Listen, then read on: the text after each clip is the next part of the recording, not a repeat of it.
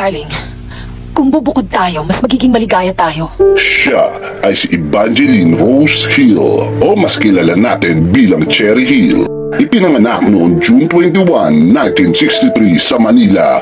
Ang kanyang mga magulang ay si Eddie Mesa at Rosemary Hill. Siya ay isang actress, singer, comedian, writer, model at TV host.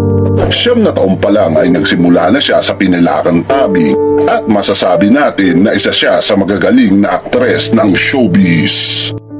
Ilan sa pelikulang kanyang kinabilangan ang Manila by Night noong 1980, Palimos ng Pag-ibig noong 1986, Darna Return noong 1994, Sonata noong 2003, Lastic Man noong 2004, Kasal noong 2018, Just a Stranger noong 2019, at siyempre ang tumatak na eksena sa pelikula na lalong nagpaninning sa pangalan niya, ang pelikulang Bituing Walang Ningning noong 1985 at marami pang iba.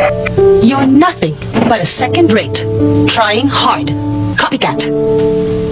Kabi-kabila din ang proyektong alok at parangal na kanyang natatanggap. Dahil sa galing at husay niya sa pagganap ay nabigyan pa siya ng bansag na La Primera Kontrabida. Ang kahuli-hulihan niyang kinabilangan ang teleseryeng Legal Wife. Sa halos 5 dekada niya sa pagiging buhay artista ay dumarating din na susubukin ng ating pagkatao. Noong February 2022, maraming nagulat sa pagbabagong naganap sa ating bida. Lumabas siya na wala na siyang buhok at itinampok siya at ginawa pang cover sa Mega Magazine.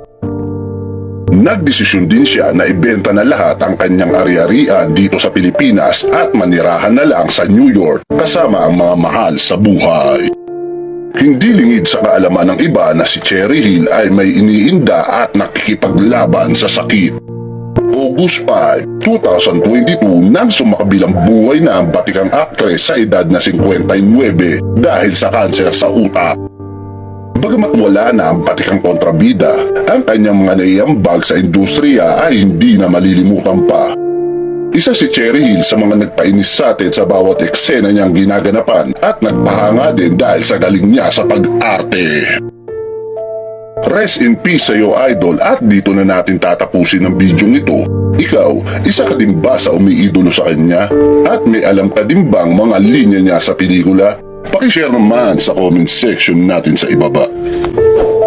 Noon ko lang nalanghalikan mo ang aking mga paa. Ano itong sabi ko sa akin, babasura mo sa pakita? Natutulog ka pa sa gate ko. You are then but an ordinary fact.